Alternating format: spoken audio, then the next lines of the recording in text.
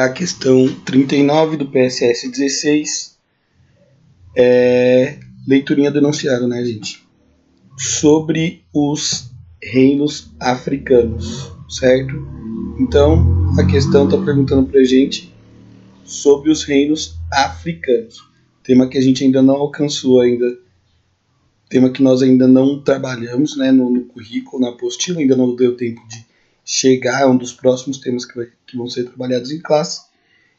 Vocês estão vendo a primeira vez ele aqui comigo, tá? Então presta bastante atençãozinho.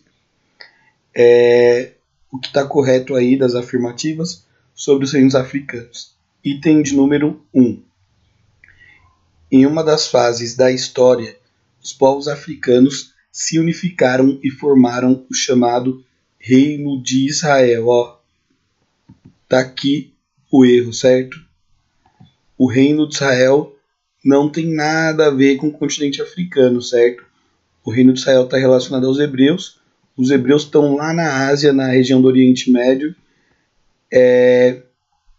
e isso não tem relação, não tem conexão nenhuma com a África, inclusive como continente.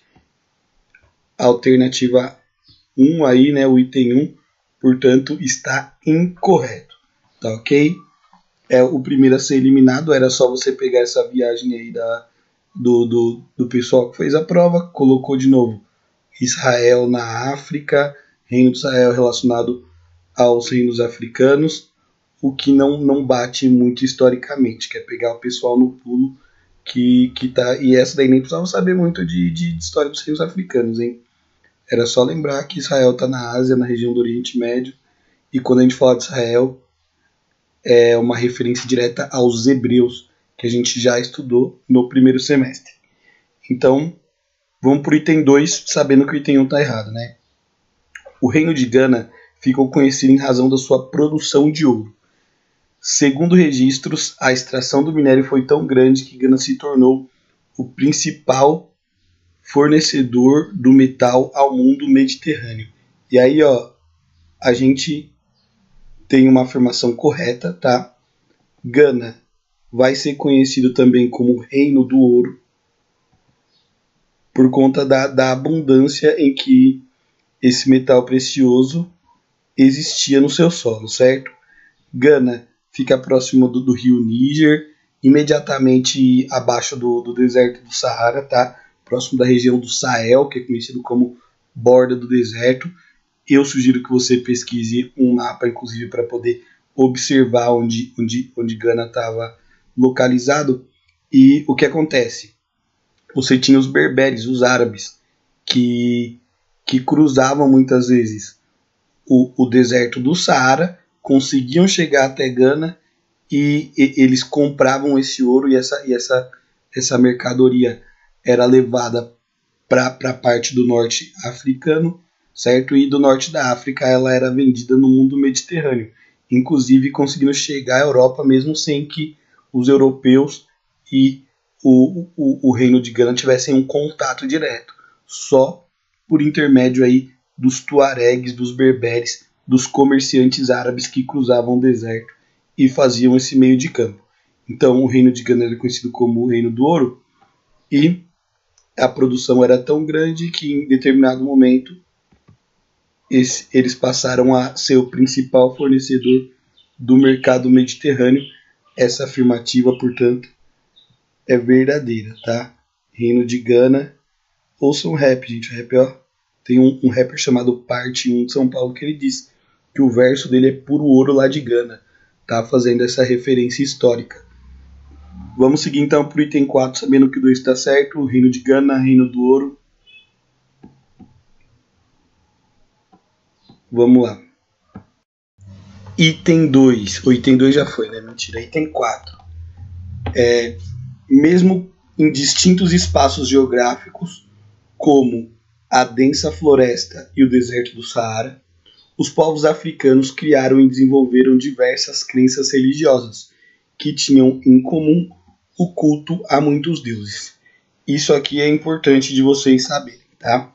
Em geral, a religião dos povos do deserto e abaixo do deserto do Saara, e aí quando eu falo abaixo do deserto do Saara, inclui, por exemplo, a floresta do Congo, e aqui tem uma quebra de estereótipo, porque o continente africano ele é diverso, né, na sua questão de vegetação e de biologia. Você tem o deserto, mas você tem também a floresta do Congo, que é muito parecido com a Amazônia. Você tem um calor tórrido na região dos trópicos, mas você tem a região da Etiópia, por exemplo, que você tem uma cadeia montanhosa, e quanto mais alto, mais frio. Inclusive os picos dessas montanhas, o degelo do pico dessas montanhas formam os grandes lagos, nessa parte mais alta aí, próximo da Etiópia, e esses grandes lagos vão alimentar o rio Nilo, que vai cruzar o deserto. Então a gente tem que entender que quando se trata de geografia, de vegetação, de clima, o continente africano ele é muito diverso. Então tem floresta, tem deserto, tem gelo, tem sol, certo?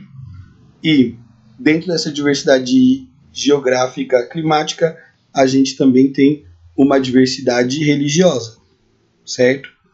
E o que tem em comum nessa diversidade religiosa africana? O politeísmo, certo? Muitos deuses nas diversas religiões africanas. Um exemplo desse politeísmo, desses muitos deuses, nós podemos ver inclusive na cultura afro-brasileira, né?